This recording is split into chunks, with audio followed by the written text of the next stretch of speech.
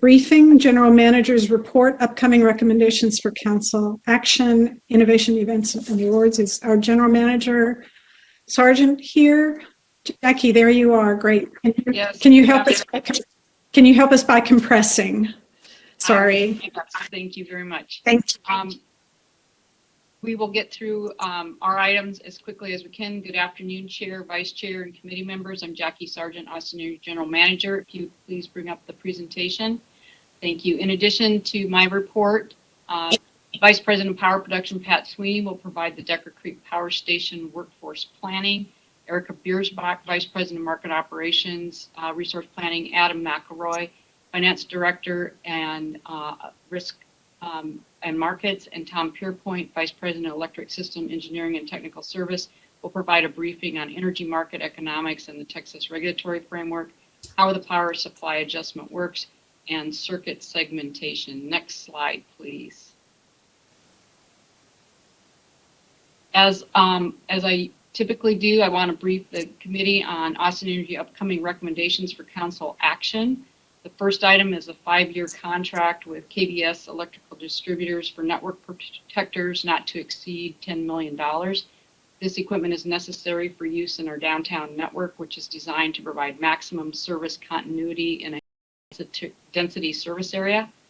The next item is an amendment to the existing contract with MasTec North America for continued underground transmission and distribution electrical services for a revised total contract amount not to exceed $72 million. Another upcoming contract is a 5-year contract with Asphalted Tree Expert for vegetation management services on energized transmission lines.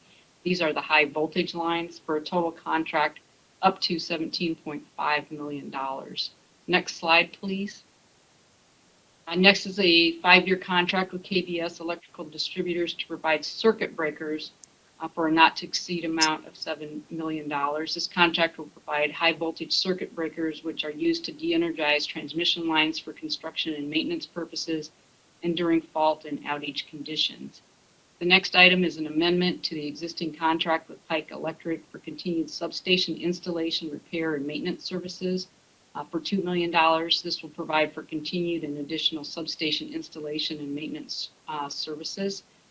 And the final item I'd like to brief you on is an amendment to an existing contract with Pike Enterprises to provide continued transmission and distribution electrical services for $4 million.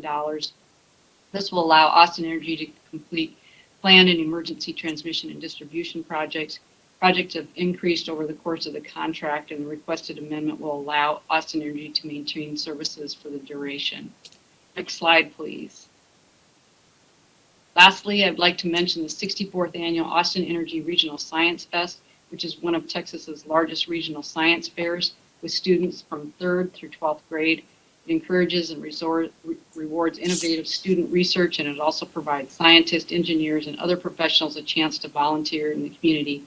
Due to the pandemic, Science Fest was held virtually, and this year 826 students participated in the elementary division, 294 in the junior division, and there were 210 students in the senior division. 6 projects were selected to advance directly to the Regeneron International Science and Engineering Fair, which will take place in May.